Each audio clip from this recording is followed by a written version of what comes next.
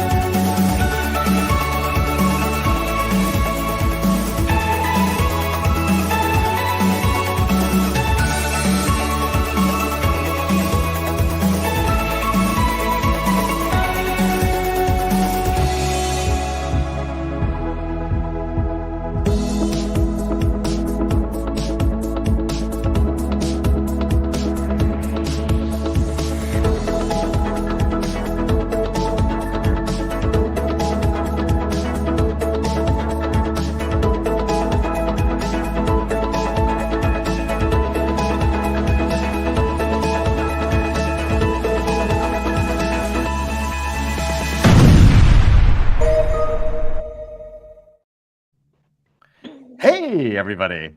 Welcome to Disrupt TV. We're on episode number 331. I'm here with my amazing co-host, Liz Miller, Vala Hofsharp today. So welcome, everybody.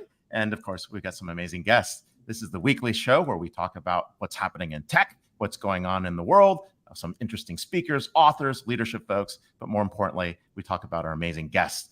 And to kick off our guests, I'm going to introduce both of them, and then we'll jump into them and give Liz the first question. So we'll start with Kara. So Kara Sprice is Executive Vice President and Chief Product Officer of F5. She oversees the entire F5 portfolio of the multi-cloud application security and delivery solutions. And of course, she's been here for since 2017. And more importantly, she's got everything from app delivery to enterprise product ops. And of course, responsible for the big IP and NGINX product families. And of course, enterprise-wide product operations. So thank you for joining. We're happy to have you. Nothing going on there. Carrie, not busy at all. Yeah, she's Not here. busy at all. Yeah. So, and we also have Mika Yamamoto. She's Executive Vice President, Chief Customer Engagement and Marketing Officer. And of course, she's been here and she's repositioned F5 from a hardware to a software SaaS company, which is not easy to do. And of course, more importantly, from a house of brands to a portfolio and a branded house to better serve and support F5 customers. We're building the digital experiences that we rely on. And more importantly, this is very, very cool. You were named one of the Elite 18 in 2023 by Influitive for customer-led marketing leadership. So thanks a lot for joining us. Thanks for both of you being here from sunny Seattle, as you guys pointed out. And of course, more importantly, thank you for being on the show. Thanks for having us. You're welcome.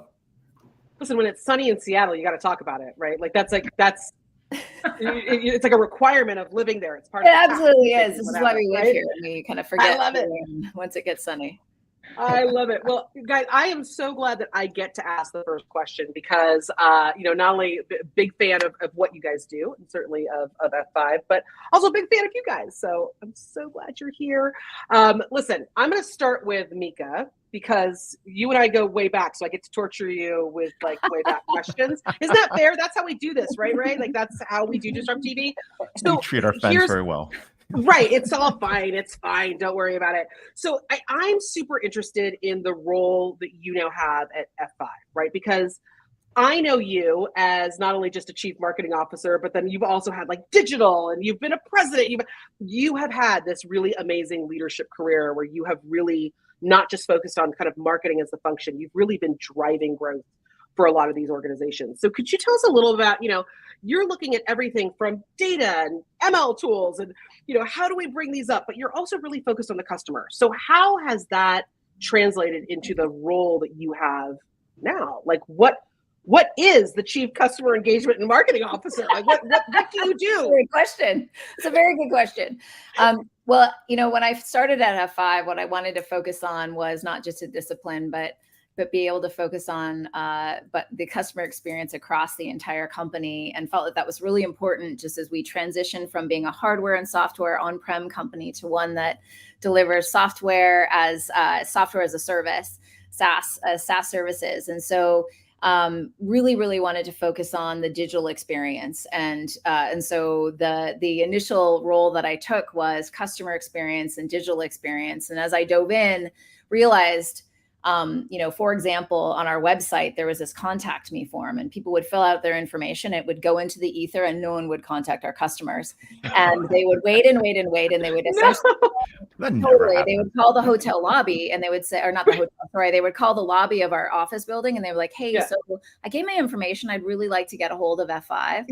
And so we realized that we needed to connect our data on the back end. We needed to realize that like if customers were actually trying to engage with us, we had to take that data and hand it to somebody to do something with it. And so that sprouted and spawned the need for a data office. So we started establishing and taking 70 plus databases and creating a data was in one place and started cleaning that information because we realized when we put all the information together, we had 5 Microsofts. Turns out there's only one. And so oddly, turns out. And anyway, so that's how the data office was born, essentially, came on to drive marketing, of course, to rebrand the company and drive digital demand for the company, and then digital transformation at the company to help us to go from more manual processes to automated processes. But in that data is at the foundation of that. So that's how the data came to be. And the customer experience part is as we digitize our customer experience, you realize there's some friction that comes along the way if our processes aren't clean, if our data isn't clean. So it's really looking at listening to the voice of our customer and taking out those friction points across the company. It makes a lot of sense, right? And as you make that transition into digital, right, you're also making a transition internally when you think about what's important inside a company, right? Kara, there's something you talk about, which is this era of app capital, and that's talking about that shift from physical capital, building structures, to human capital, which we were talking about earlier in terms of our people, our knowledge, right? And of course, to what you're calling application capital. Talk a little bit more about what app capital is and what it means for businesses. Well, you already hit the analogy right on the head, which is, since the dawn of the Industrial Revolution, there's been a really strong concept of investments in all of these physical things like factories, railroads, all of this, really physical things that people would use to generate value. And, we went through a period in the 1900s where people said, well, really the value is in the talent. And that was the era really of human capital. And my belief and what we're pushing at F5 is that we are now in the era of application capital, in which applications fundamentally are the drivers of value for not just the companies that are application centric, but for all companies and all geographies, all industries. And just to give you some data points, if you look at the S&P 500, which is meant to map a large percent of the market capitalization of public US companies, it's like 80+% of the market caps. And you look at that today, 24% of the S&P 500 is what I would describe as digital leaders, application-centric organizations. And it's just a data point to show you how much of the economy is getting taken over by these companies that are just fundamentally about their applications. So think about Microsoft with Azure and Microsoft's cloud offerings, very application-centric. Meta is a very, very application-centric company, and Netflix application-centric, Uber application-centric. So those are the kinds of companies we're talking about. Well, it sounds like you got a new book ready to go. What are you planning something? I'm just working on a blog right now. So Just working on a blog? All right. I think there's a big thesis here. I love it. We'll transcribe this. You'll have it in ChatGPT, right? Yeah. Be fine. Don't worry about it. Yes, it's easy. It's easy, right? But that posture though has to fundamentally change how everything from how you go to market, how you engage, and like how you then start to look at companies. So Mika, I'm interested, F5, certainly, that physical, like, can I put something in, physically in a place to secure the things, like very oversimplification there. But as you've pivoted the company and changed what that portfolio looks like and changed the brand, but then also really leaned into this application-centric, environment and economy, how has that changed the go-to-market motion for you guys? A lot. So if you think about where we were before, we could rely on a discrete product, right? And it was a deployable product that was tangible. It was an asset. And it was hardware, and then we could have software that we deployed. And there were human beings that essentially we would rely on to both sell and implement and support the experience, and then enter this world of digital. And it's not only, it's an expectation of customers that they can engage with us digitally. And so the website becomes really important as a place where people can gather information, where people can get access to online self-serve support. And that can be through articles, that can be through chatbots. And then you've got social media, where people not only get information, but they actually have that as a way that they actually get support. So people will say, hey, does anyone out there know of this vulnerability or have this problem with XYZ products? We've got to be able to scope and watch that. And then you've got the instance of webinars, especially during COVID, where that was the only way that you could engage and interact and get information. And so you've got this complexity of the engagement with the customer, where it's not just, hey, Liz, you just talked to XYZ company, what happens, what's going on? And we could just have an email exchange. I mean, there's the human beings that still exist. There's our products that still exist, but there's this whole digital atmosphere where we're engaging with customers directly, and actually in ways that we don't necessarily see unless we're monitoring, our web traffic and who's engaging with us. And so what's important for us is that we want to make sure we connect the dots so that we can, so for example, when we're engaging with someone from a marketing standpoint, if they attended a webinar, went to an event, they downloaded a white paper, that when they get to meet with one of our account execs or a business development representative, that they've got that history, right? So that it's not just, Liz Miller, I've never talked to you, I don't know, what you're all about, where, if we're having that call, you can actually look at all the ways that Mika has engaged with F5, so that you can say, hey, how did you like that white paper? Or what did you think of that webinar?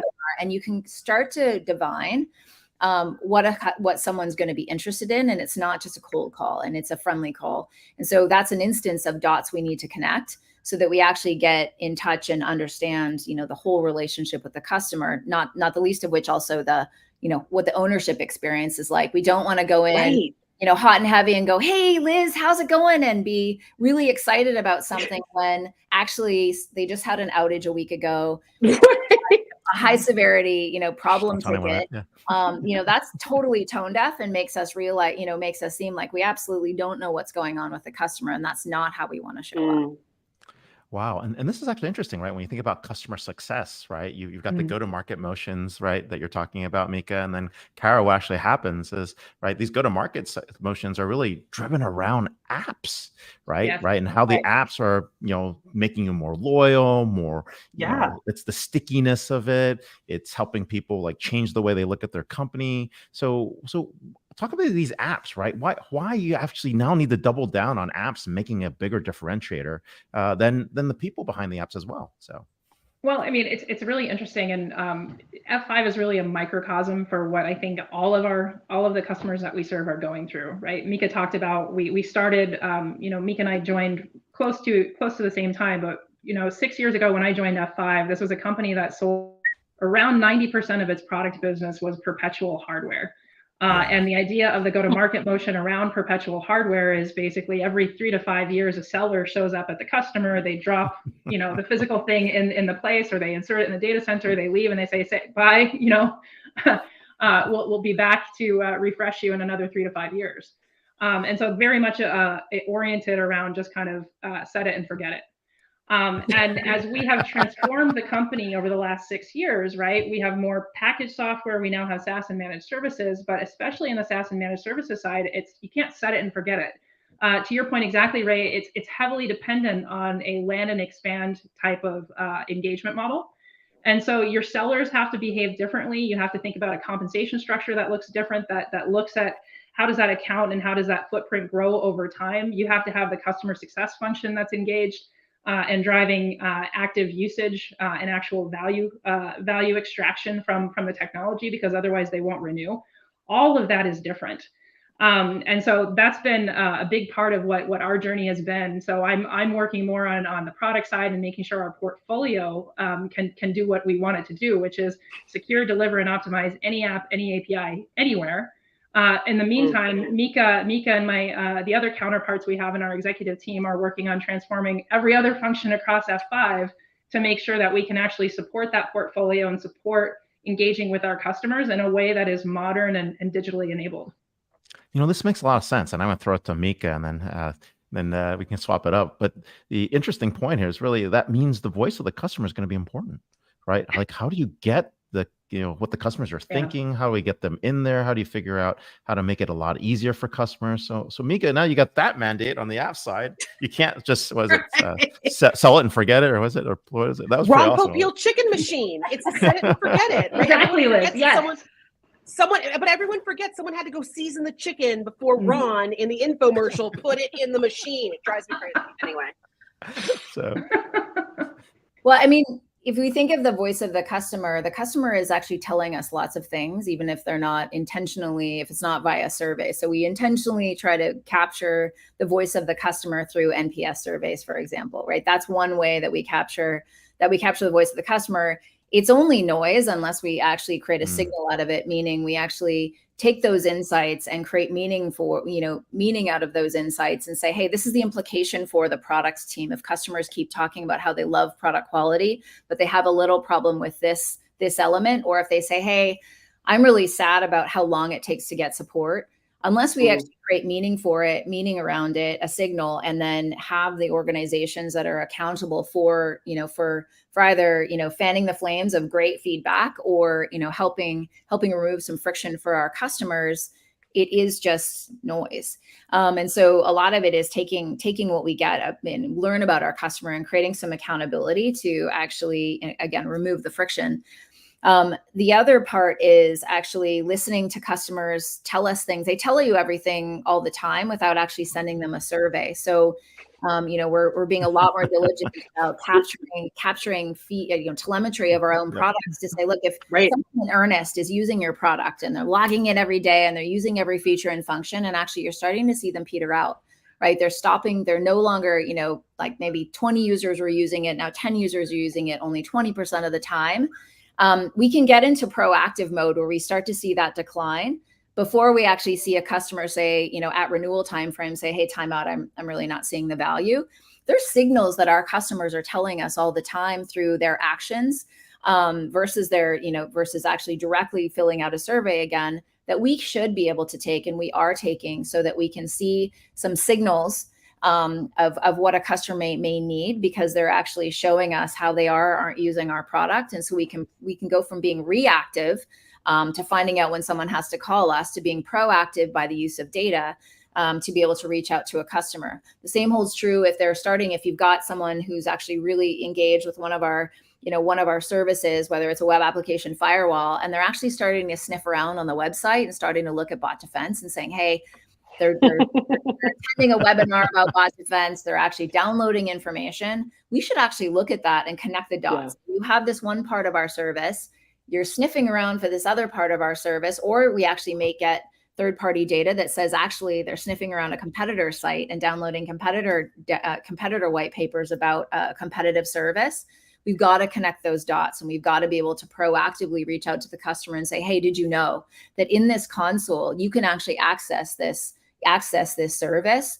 And it's really seamless because the service that you're enjoying is right next to the service you want to enjoy. And it's going to be really easy to deploy because you've bought all you can eat service from us. So you can actually just click on it and actually enable it.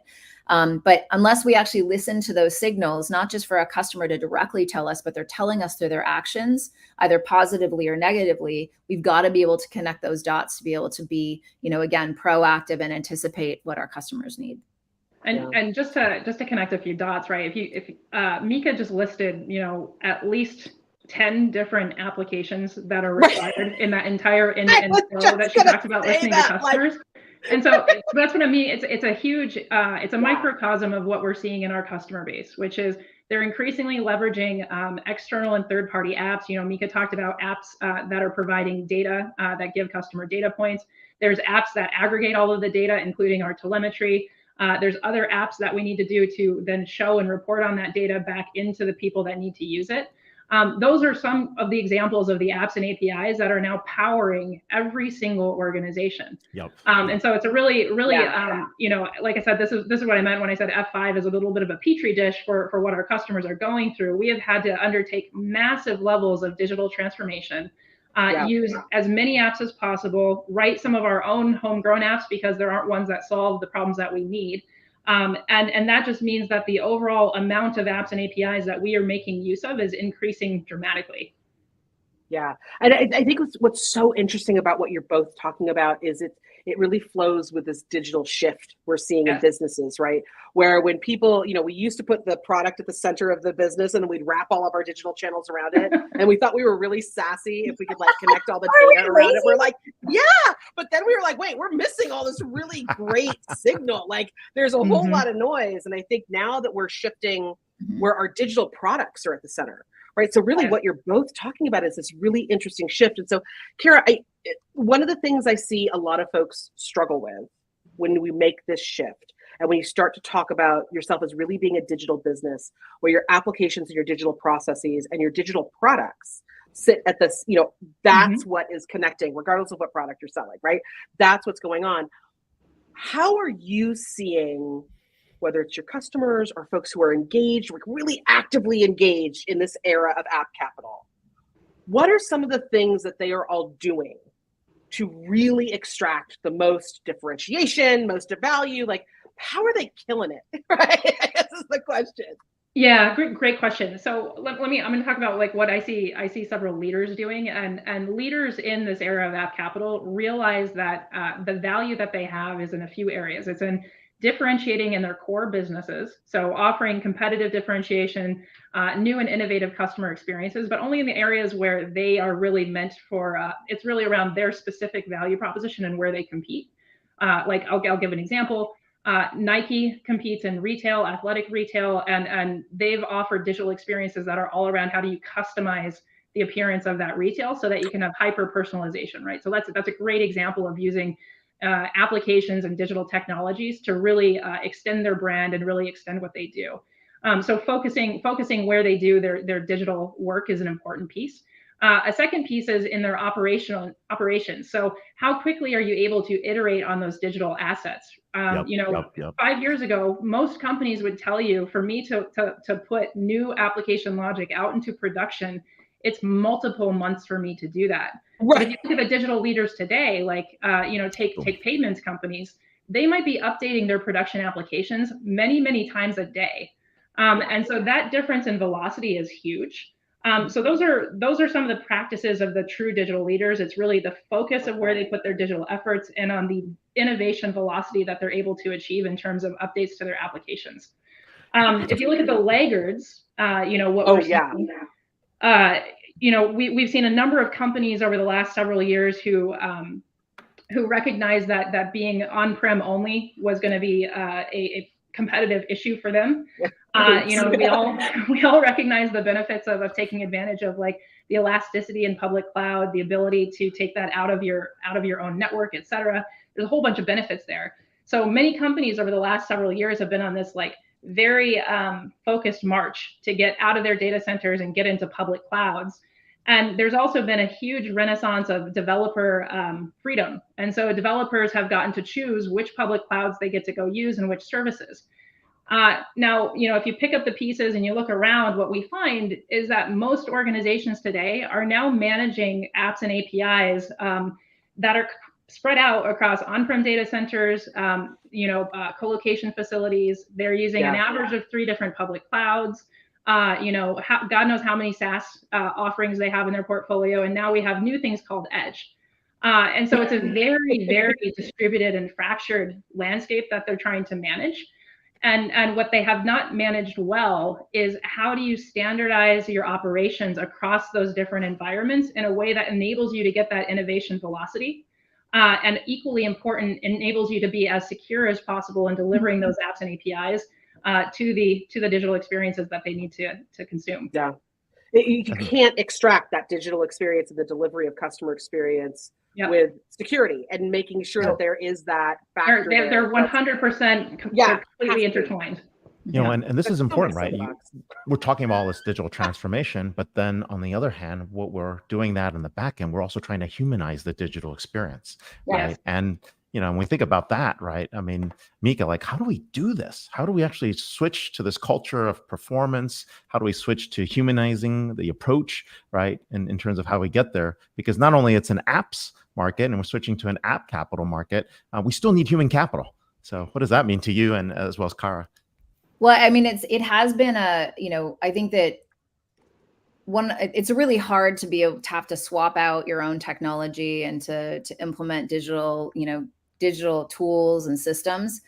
I think it's even harder to actually retool and think about how you're driving the culture change that's necessary to take advantage of data, to take advantage of all these digital tools that you have. Because, if you're used to dealing with a discrete product and then you're used to actually dealing face to face with people, it's almost like object permanence with people, is that if I don't see it, it doesn't happen, because you're not used to this digital engagement happening. Right. So you're not used to and not realizing, unless we surface the insights and the signal, that someone is engaging with us online. We see this pattern of when really big deals come through F5 and we're working on a massive deal, it's usually dealing face to face with a couple humans. We see dozens of people from those organizations actually engage with us digitally. And that sends us a massive signal if we listen to it. And so part of that is surfacing the information, but the other part is being customer obsessed in a different way.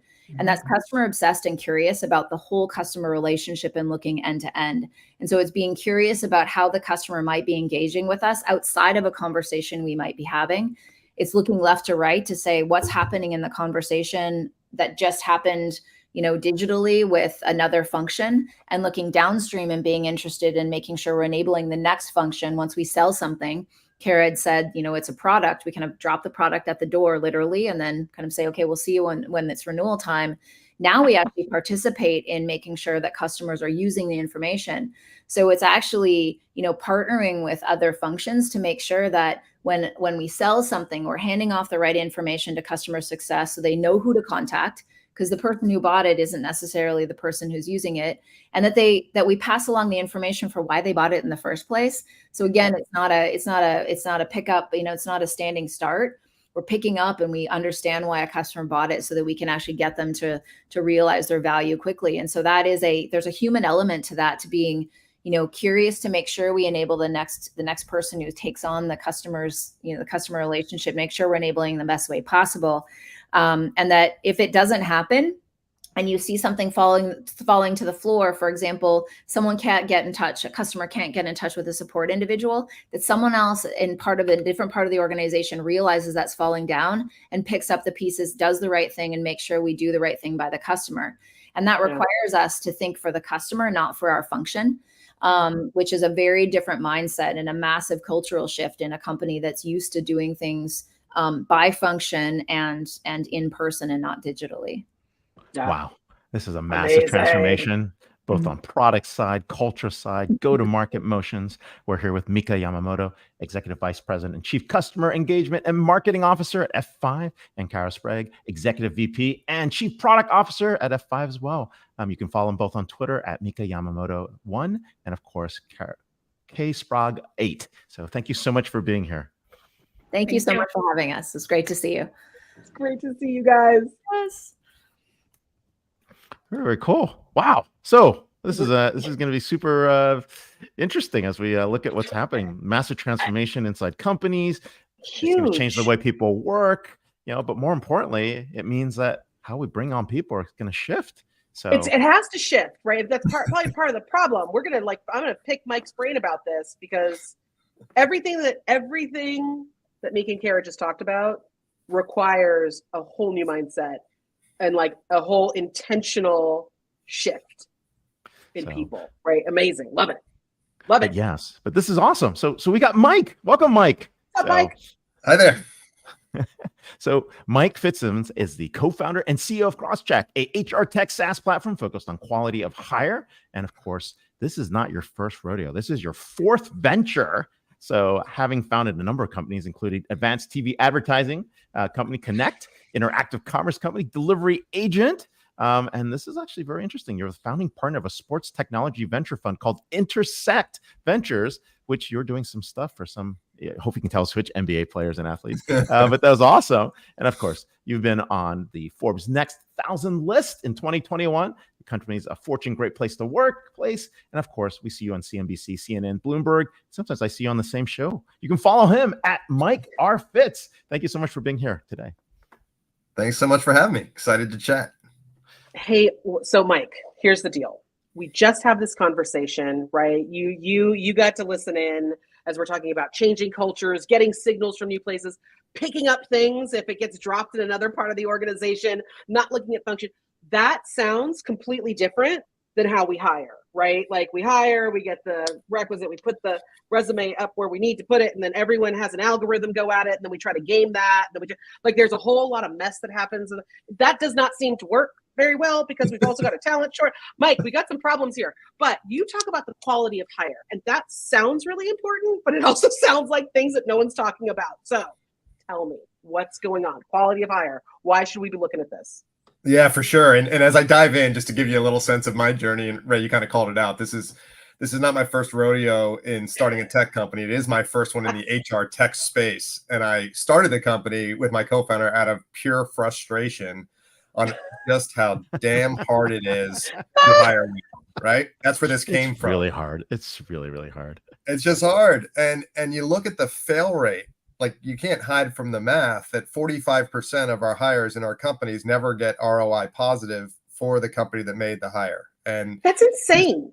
It's insane. It's real. And it's terrible for talent. It's terrible for companies. It's terrible for everybody. And as as a disruptor coming into the space, we're able to say, why the heck is this? Yeah, and how do we do it different? Right. And so that leads to your question on what's foundational to CrossCheck and that we believe has been one of the missing pieces in the puzzle is this idea of outcomes. This idea, it seems so simplistic. We do it with every other line of business in our company.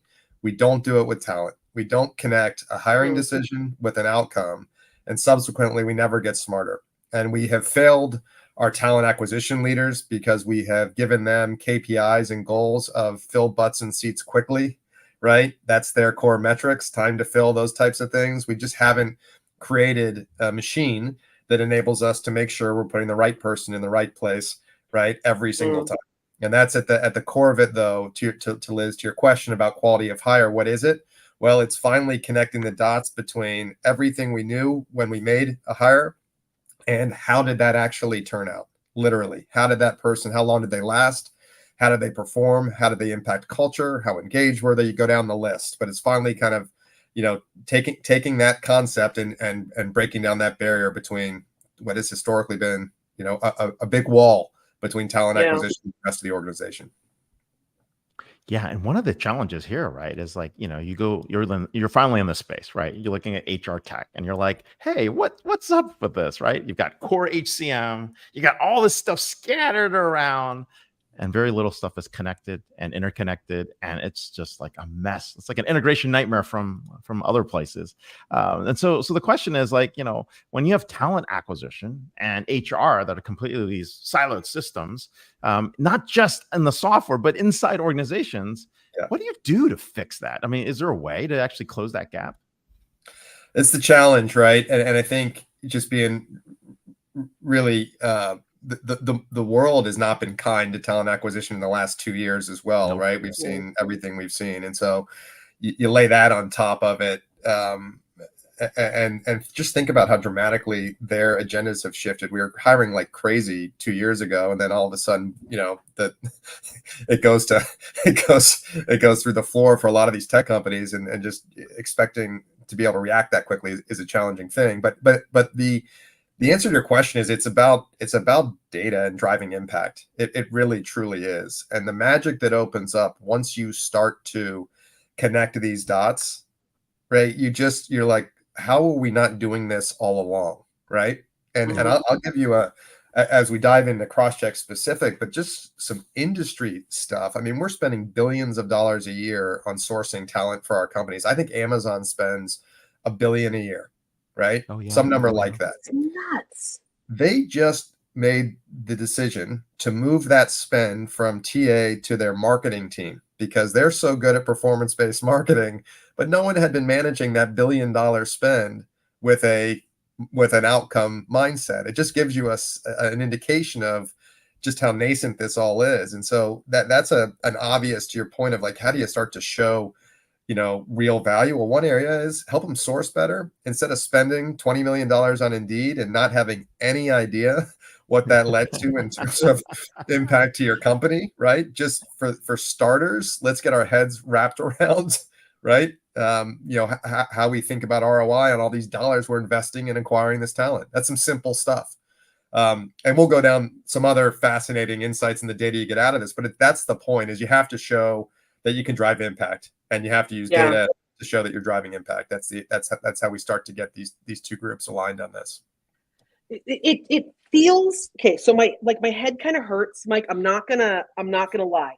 Like, you're talking about this, my head hurts because I'm having flashbacks of having to hire teams and going through that pain and like trying to define who you need to hire and the right talent. I mean, we did a study here at Constellation where we asked like, hey, who's part of the most important squad of delivery of customer experience, right? And so we asked like marketers and sales and service, and they're like, oh, we're all super connected. We're so great. And like, we're facing this big problem and we don't have enough talent. We don't have enough skills. And oh my God, how does the CX team go forward? And my answer was, well, look at who isn't part of your squad. Like, over 80% of you say that HR is missing in action. So like, if you have a talent problem, yet HR and talent acquisition is missing in action from what your goals are, it feels like there's this huge gap. So you're talking about this data, you're talking about all this feedback data that can lead to impact. Like, what diagnostics are you seeing turn this problem into something that's truly actionable? Because I think a lot of these systems spit out a lot of data. And I think we all see it, like, how many candidates, how many... That feels pointless now that you're talking to me. Like, I'm getting a little freaked out. So like, what is the data? What is that feedback that systems should be providing that actually helps close this gap and makes it measurable? Yeah. So Liz, I put it into two buckets. I kind of think about process level stuff, and then let's get into actually sort of talent matching stuff. But the first process level bucket, let's just talk about some data. I mentioned sourcing earlier, and just this simplistic idea. If you're running a company, you're spending dollars on sourcing talent, at least now you can start to understand the ROI of the different places that you source talent from. We recently published a report on the fact that agencies are one of your most volatile sources, and it's who we spend the most money with, right? And you've heard the old cliche probably that a lot of our recruiting agencies are trying to send us B-level talent that interview well, because they know they can place them again in 18 months, right?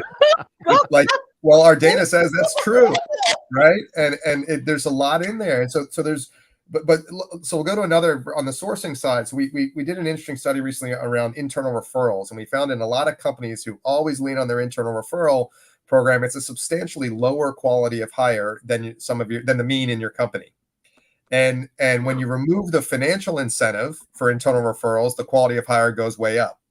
So think about that. Who would have thought that? Who would have thought that? Right? They're referring to people they want to work with as opposed to getting the $50 spiff, is what you're telling me. 50. Like, that's what's happening, or like 500, whatever. Yeah, not even 500. But yeah, I mean, you put another zero in there for a lot of these companies, but that's not every company. But the point is, unless you're looking at these things with that lens, you can't even fix the program optimization side. Other things like that. So we do a lot of work around correlation of interviews within companies. So interview scores and how many people are interviewing. You've probably seen too many points of view on, don't go past this many number of interviewers. This is the number that is actually predictive. Well, one of the things that was astounding to us, only a 9% correlation between an interview score and the quality of that hire. And what we found is that something like 84% of interviewees are only doing 3 interviews a year. They don't have any idea how to interview or score a rate. So there's this thing. So to your point, again, how is that actionable? Well, it's extremely actionable, because now we can start to understand, who's really not a great predictor of talent and success in our org. How do we develop them to get them better, right? How do we adjust how many interviews we expect per candidate in these different job types? There's just a lot here that will seem just so dead obvious. You're like, well, how the heck were we not thinking about this or looking at this all along? And I'll give you one other one that was horrifying.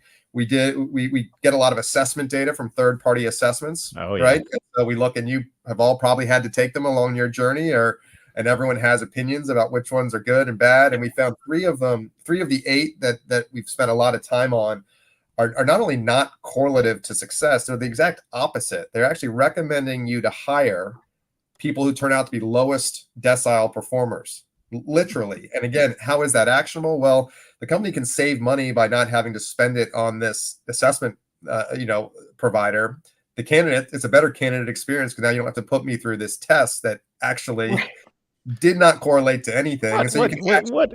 Everybody loves the Wonderlic personality test, that useless Wonderlic test. You said it. I did not say it. large firms that are private equity firms that love to give people their specialized tests trained for idiots, right? The test fairly certain I'm supposed to be like an egg delivery person or work at a funeral. That's my assessment. So I'm not quite sure how that correlates to like CMO or analyst. Like pick either path, and I'm not sure. Funeral home, because I remember that actually was on an assessment I took like way early in my career. It was awful. And I want to I'm not taking a shot at the. I just want to clarify. I'm not taking a shot at the assessment. You're not taking a shot. I am. Keep going. But it is important to understand it. You got to understand this stuff and ask these questions. Yeah, no, there's a bit about that. But hey, you actually guys put together a survey, which was actually scary, and some research really about candidate fraud. And this is interesting. Now, I could see this, like, where my bot's interviewing your bot, and nobody knows who on the other end that's going on. But the amount of fraud on, let's take like maybe LinkedIn. Like the amount of fraud that's going on in terms of what people have. Let's talk about that. And what are you seeing? Because you said desperate times call for desperate actions. Who's being desperate? Yeah, no, I think there's. I have a fundamental question. There's candidate fraud. Like, I need to go back that far. Like. Yeah, what? No, you're missing out. You're missing out, man. Yeah, it's a thing. I mean, look, I think there's 2 sides of it too. I think it's harder to get jobs, and I know we're talking about unemployment rates, and we're talking about there's major job opportunities in hospitality, in the jobs, frankly, that people don't want. Like, we know this, and we can say that out loud because it's the truth. But in especially in knowledge workers, you're just seeing jobs are harder to get, so people are cheating. And they're either and LinkedIn as an example you mentioned, there's no verification of LinkedIn and what you say on LinkedIn, right? Or it's light, and even then it's not great. But we've just seen a substantial increase in the last 3 years, kind of like it's a meaningful increase. And one of the things, in addition, I think there's 2 issues with this. One is that there's a direct correlation between people that do get into your company that turned out to not be totally truthful in the process, turn out to be much lower performers. That we have that data in spades. The thing that's a bigger issue, frankly, and a smaller, it's the insider threat piece. What was really concerning about our data was the fact that our most vulnerable kind of organizations, financial services, healthcare, education, we're having the most rapid increases. And, those are that insider threat piece. I had my first meeting with a large, I won't mention who it is, financial institution, where I had the head of talent acquisition and the head of cybersecurity at the meeting. Right. Yeah. So think about that for a second. That's different. I've not seen that before. Right. And it's because the insider threat, right? You get one bad apple in there, and that's rampant right now. There's bad actors trying to get into our companies to compromise, right? All kinds of things. So anyway, it's a concern. It's real, and it's just going to get more complex over time. So, Mike, in the middle of the pandemic, it was very, very bad. You could start to see the types of threats people were getting. You could see where certain individuals were being compromised. There were trails of this. I think the companies that had this experience know exactly what I'm talking about.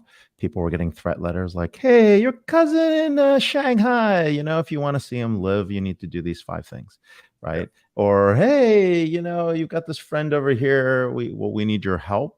Or the US is evil. We can come, join the movement, right? All you need to do is do these 3 things and, insert viruses into your environment. I mean, these were all real, right? These were all things that happened 3 years ago.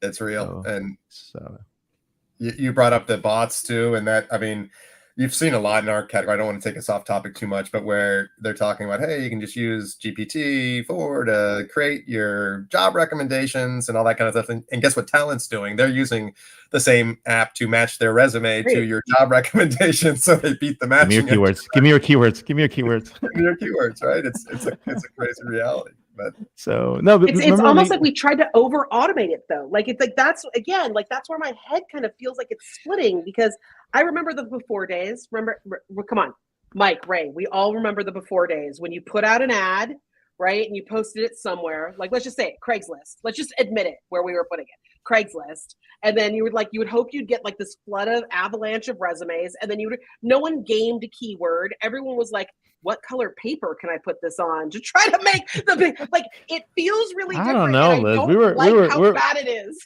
We were making up fake resumes for Resumix just to see what would get picked up. I was like, we were like, oh yeah, Harvard MBA, choose like a very, very like, unusual city, put these like 5 characteristics, speak 7 languages, and that person would always get a phone call, and then a normal person would never get a phone call. And we're like, hey, what's going on? I'm beginning to feel like I got in the wrong line, and this is why when I would put, when you submit your resume and you hit submit, like, is this why I work at Constellation, is because I didn't lie in my resume? Like, I'm beginning to feel like I should start doubting myself all of a sudden. The reason I started a company is because right. Okay. So like, I joke about that, but there's this concern I kind of have, right? Because like, if I think back on my own, like, okay, I'm going to go to these 3 companies and they all have the same resume vendor like that they have on the back end. And if I'm Talent and I'm, like it's a problem on both ends, because I think the expectation on both ends is I've got to game this to get to the right people, right? Because there's this thing in the middle that now we've put in all of these artificial keywords, we put in all of these artificial expectations, because there's this idea that we can weed through the bad if we put all this in here. So now everyone's gaming it on both sides of the system. We're getting this telemetry data saying that we're kind of wasting our time on all of it. What's the answer? Like what? Because I kind of feel like for my frustrated peeps out there that are watching, we kind of need an answer, right? Like how do we get around this? Is this like, okay, everything goes to skills based. Here's your test. Like here's your, here's your test. If you do it, then that's your first level. Like what's the answer to all of this? Or is it? It's not a silver bullet one. And I think there's we like to tell our clients it's progress versus perfection. Like you got to get out of the gate here. And the progress start is let's just connect our hiring with outcome data and be able to start to analyze what's working and what's not in really simplistic terms, right? It is. And so if you start doing that, right, you can get the foundation to understand where we're winning, where we're not winning, where the pockets of opportunity are, and where that just might not be solvable. That said, that'll lead to the second piece. I mentioned earlier, we kind of put it in 2 buckets of sort of program optimization, then talent selection and talent matching. That gets into the skills and competency piece, right? I do think we're heading more in that direction for sure. And one of the things that's been really interesting to us is this conversation's been hot for a minute, right, around skills and competencies, and we're trying to all get to this nirvana. But the challenge has been on this that many companies sort of establish a skills and competency model that's not based in outcomes. Nope. They haven't done the first piece. Nope. So they rip some set of skills that they infer are going to lead to success. And that's where we come in. And again, by having outcomes, we can actually tell the company, these are the skills and competencies that actually are predictive to being successful in this company, right? Like we can get closer to that world. And that's where I think, again, you have to start connecting these pieces in order to push the whole machine forward. It's also for talent, like putting talent in the wrong role, like it just, it sucks for everybody. We all know that, right? We've all, when it's not fair, and we got to get it right. So I do think this is a key part of it, though, is just progress versus perfection. But this idea of connecting to outcomes and continually learning, like real time. Our jobs change quickly, our companies change quickly, products change quickly, the market, for God's sake, changes quickly. So if you don't have a learning model behind the scenes, right, you're just dead on arrival, right? You're just not going to move. I really love that, and I think that you guys have thought about this from not just the way you look at it from the hiring team, the way you look at cross-referencing folks and looking at the reference checks, to looking at anything from, what's going from the ATS, right? The analytics that are there, right? I mean, and really trying to understand how it all goes in terms of a holistic view of where talent is and where the talent's going to be. So, yeah. So, but so, hey, this is very, very interesting. I think this is a very, very interesting position in terms of helping folks think about, relooking their talent and where it's supposed to go. Yeah. I love getting some data behind it, because it always feels like really data-driven, squishy. Like I don't like I honestly, when I was hiring teams, probably the thing that I disliked the most was that like you would get HR, you would get talent come in and they'd be like, well, they're in the first quartile of, like, you see all these charts and graphs of like where this person is, but the data is rarely about the person or about the outcome. Like it's just always about like this weird stuff in the middle. And I like that you're actually stripping all of that away. That sounds great. Yeah. And all I really want to do is I want to put a programmatic model here so that the job boards and the candidates come together. No. It's programmatic job recruiting. Programmatic job recruiting is where we're headed. No.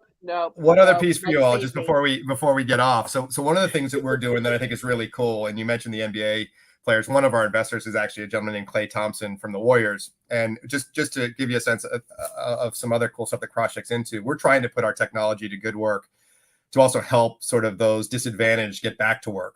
And we launched a program with Klay Thompson. He was injured. He had back-to-back ACL injuries. He was out for 941 days, came back, and they won the championship. So we launched a program with Klay called Project 941, where we actually go out and help disadvantaged. We try to put 941 people back to work each year. Right. And these are ex-incarcerated, these are ex-vets, these are moms returning to work, you name it. And so there is some really cool stuff here that just, if you think about the big picture and how we can all impact change, right, in addition to potentially programmatic talent selection, but there really is good stuff here to be done, right? And there's ways to kind of level the playing field. There's ways to use this data, lean more to skills and competencies, reduce bias, right? Get more, diverse candidates into our companies and that sort of thing. So I just wanted to give that quick shout out so you guys know we're kind of. So how many did you hit the 941 goal? We hit 941, and then at the playoffs this year, we got we had the gentleman actually at halftime get honored at the Warriors game during the second round of the playoffs. It was really, really cool. So that's so awesome. I love. We're gonna try and double it this year, right? We're gonna try and do our thing, but it's a really cool one. But that's so great. So you're giving that advice to the candidate as well. Correct. Yeah. Oh, so cool. Love it. We're here with Mike Fitzsimmons, co-founder and CEO of Crosscheck. So thank you so much for being here. You can follow him on Twitter at Mike R. Fitz. And thank you so much for being on the show. Happy Friday. Thanks. Oh, thanks, Mike. Wow. Mind blown yet? That was a lot. I'm still a little upset about this whole everyone's gaming their resume on LinkedIn thing, because I get freaked out. I'm just assuming everyone, like if I put a lie on there, I would just assume everyone's going to call you out. I hope. Right. Because maybe it's because I'm a marketer and everyone assumes that I'm lying anyway. I'm my background's marketing and PR. So pretty much everyone just assumes well, Liz must be lying. So if that's the baseline and I lie on my resume, I'm not, but that's a lot. But this is why I've been advocating for LinkedIn to do a verification system, right? Maybe they could easily do. Here's the college you went to. Check next to it. Did we want to do that? No. Here's the college you went to. These are the years you went. Here's the work that you had. We can verify at least employment was there, right? And people would do that. There's 900 million active users on LinkedIn. 300 million would pay $10 a shot. 300 million would pay $100 a year. That's $33 billion sitting right in front of But, LinkedIn. you know, but here's the 150 thing, developers and a sales and BD people. I could come up with 33 billion in revenue for them, and they're sitting on their butts doing nothing. That's yeah, what but what frustrates happens me. when someone then says, oh yeah, like, so in the verification, like, oh, I went to Harvard. And, you know, so we all know the people that do this, right? I went to Harvard. And what they really did was, like, they went to the Coop and bought a t-shirt. And then later in life, they went and took an online class. Ergo, they went to Harvard. Like, I get it. Like, I get the fuzzy logic around it, but like, how? No, but the registrar would say you had a continuing education class. You didn't really go, right? Oh, You were there for an undergrad. They get busted. All these folks would get busted, but you know what? I pay $10 to say I really went to Johns Hopkins. You know, like, I mean, hey, why not? You know, it's 33 billion in TAM. If I paid $10 to have people confirm that I went to Mount Holyoke College, I would also need to pay an extra $10 to have that little pop-up then come up and be like, and to explain to you what Mount Holyoke College is no, it's not Mount St. Mary's to everyone who is in the Bay Area. It's the oldest women's college in America, people. Emily Dickinson went there. Like, there would have to be a pop-up that came after it. So I'd be at like $50 for all the things that I would have to pay for to explain my career. Like, yes, she started in sports and then she went into CRM. Mount Holyoke will then pay for that. Mount Holyoke might. Nah, I don't know. They'd probably be like, you haven't paid your alumni dues. We're not paying anything for you. We're not helping you out. Well, anyways, Bray, what's up? Listen, I'm not going to be here next week because Vala only allows me to host for Vala like every once in a while. Like, it gets too crazy and intense. Y'all don't let me come back, and then, you know, it's whatever. But Vala will be back. What's going on next time? You come back when it's important, like this show. So, like this show, when I get to catch up with Mika. Oh my God, I haven't talked to her forever. I know. I should give her a call. Well, hey, episode 332. We've got Richie Atwari, co-founder and CEO of Mobius. We've got Rajesh Vashish. He's the CEO of ShreeTime, and Dr. Leroy Hood, author of The Age of Scientific Wellness. This is gonna be interesting here. I'm sorry. Did you just tell me that you were gonna have the man who started hashtag asking for Vala on with Vala next week? Well, you can come as a special guest. I'm gonna be on LinkedIn, like, going crazy, asking for Vala. That's gonna be me. Everybody tune in. Just do it. Hey, if it's Friday, it's Disrupt TV every Friday, 11 a.m. Pacific, 2 p.m. Eastern. Thanks a lot for being here, and see you all. Later, folks.